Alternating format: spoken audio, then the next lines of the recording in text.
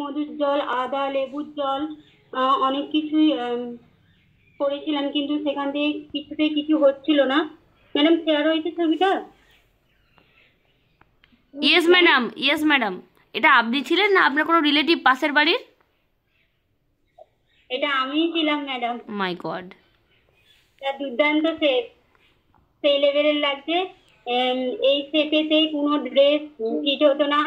আজকে এই টি শার্টটা পরে আমি ওয়ার্কআউট করছি ফিটিংস করে। কই ম্যাডাম দেখতে পাচ্ছি না আপনাকে, ছবিটা কাটুন, আপনাকে দেখতে পাচ্ছি না।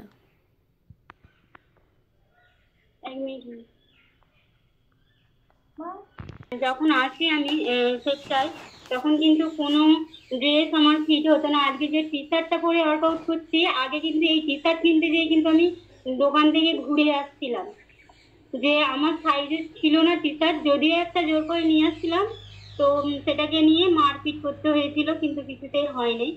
এখন আমি এটা নিয়ে আছি, যেই সাইজের নিই না কেন এখন এস সাইজও টি শার্ট আমার হয়ে যাবে।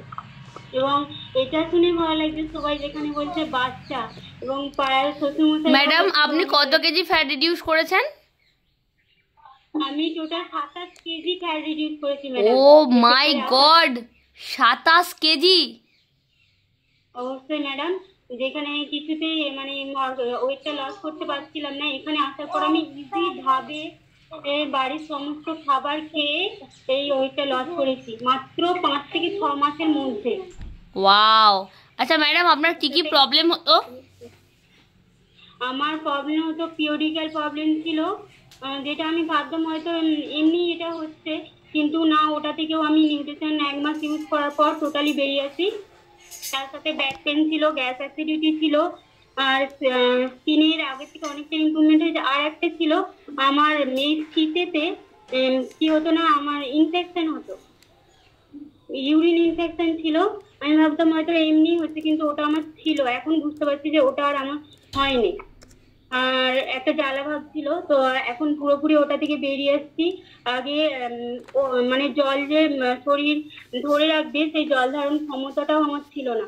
একটু জল খেলেই ঘন ঘন বাথরুমে যেতাম। এগুলো আমি এখন বুঝতে পারি যে এই সমস্যাগুলো আমার ছিল। এবং আমি তো ভালো আছি, আমার হাজবেন্ড সেও 13 কেজি ফ্যাট লস করেছে।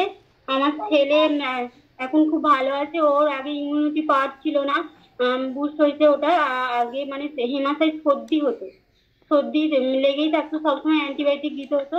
সেখান থেকে বেরিয়ে আসছে। পটির সমস্যা ছিল, ওখান থেকে বেরিয়ে আসছে। এখন ফিট অ্যান্ড ফাইন আছে আমরা সকলে মিলে।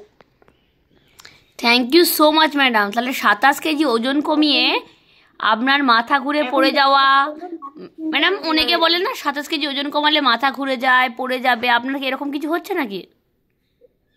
কিচ্ছুই হয়নি ম্যাডাম, কোনো কিছুই প্রবলেম হয়নি আমার। ম্যাডাম 27 কেজি মানে কতটা কোনো আইডিয়া আছে? অবশ্যই ম্যাডাম, আমি ডবল ছিলাম। এখন যে অবস্থায় আছি এর থেকে ডবল ছিলাম। আমার যে বিফোর আফটারটা দেখলেন ওরকম ছিলাম। মানুষ রাস্তা দিয়ে গেলে হাসতো, এখন দেখে বলে যে চিনা যাচ্ছে না, বাচ্চা লাগছে। Okay madam, thank you so much.